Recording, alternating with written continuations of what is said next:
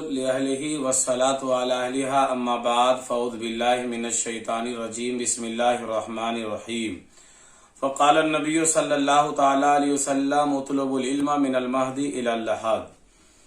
نبی کریم صلی اللہ تعالی علیہ وسلم نے فرمایا کہ ماں کے گود سے لے کر قبر میں جانے تک علم دین کی تلاش کرو۔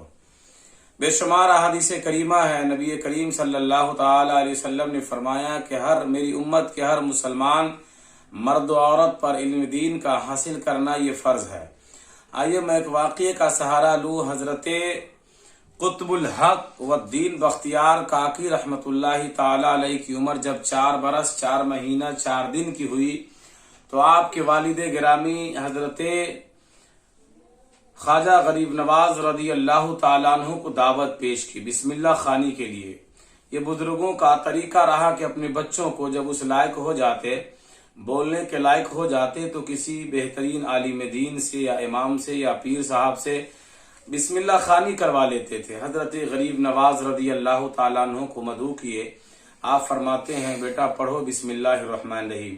ادھر الہام ہوا حضرت غریب نواز رضی اللہ تعالیٰ عنہ کو کہ آپ رک جائے، کیونکہ قاضی حمید الدین ناگوری ناگور سے تشریف لا رہے ہیں۔ حضرت قاضی حمید الدین ناگوری رحمت اللہ تعالی علیہ کو الہام ہوا کہ آپ جائیں اور قطب الحق والدین بختیار کاکی کو آپ بسم اللہ خوانی کروا دیں۔ حضرت قاضی حمید الدین ناگوری رحمت اللہ تعالی علیہ تشریف لائیں، آپ فرماتے بیٹا پڑھو بسم اللہ الرحمن الرحیم۔ تو حضرت خواجہ قطب الحق والدین بختیار کاکی رحمت اللہ تعالی علیہ فرماتے ہیں اعوذ باللہ من الشیطان الرجیم بسم اللہ الرحمن الرحیم۔ آپ نے الحمدللہ سے لے کر کے آپ 15 پارے مکمل سنا دیے۔ حضرت قاضی حمید الدین ناگوری رحمت اللہ تعالی علیہ فرماتے ہیں بیٹا اور آگے پڑھو۔ تو آپ فرماتے حضور جب میں ماں کے پیٹ میں تھا تو میری ماں نے اتنے ہی 15 ہی پارے قرآن تلاوت کی تھی، اس لیے میں نے 15 پارے ہی تلاوت حفظ کر لیا ہے۔ اگر میری ماں مکمل قرآن یاد کر پڑھی ہوتی، تلاوت کی ہوتی، تو میں مکمل قرآن حفظ کر لیا ہوتا۔ تو دیکھیں کل کی مائیں ایسی مائیں تھی کہ جب بچہ پیٹ میں ہوتا تو وہ قرآن کی تلاوت کرتی تھی، نماز پڑھتی تھی، تسبیح پڑھتی تھی، اللہ کی یاد ذکر و اذکار میں مشغول رہا کرتی تھی۔ لیکن آج معاشرے کے حالات یہ ہے، ماحول یہ ہے کہ ماں بہنیں ہو یا ہمارے معاشرے کے نوجوان حضرات ہو یا موبائل پر زیادہ بزی ہے۔ موبائل پر یا تو دنیاوی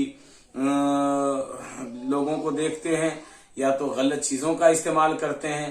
ہمیں چاہیے ہمارے قوم کے نوجوان اور ہمارے قوم کے معاشرے کے ماں بہنوں کو بھی کہ آپ سنیں تو قرآن کی تلاوت سنیں یا نعت رسول سنیں یا علماء کی تقاریر سے آپ مستفیض و منیر ہو۔ اللہ تعالیٰ سننے سے بھی ثواب عطا فرما دیتا ہے۔ وما علینا الا البلاغ وآخر دعوانا ان الحمد للہ رب العالمین۔ السلام علیکم ورحمۃ اللہ وبرکاتہ۔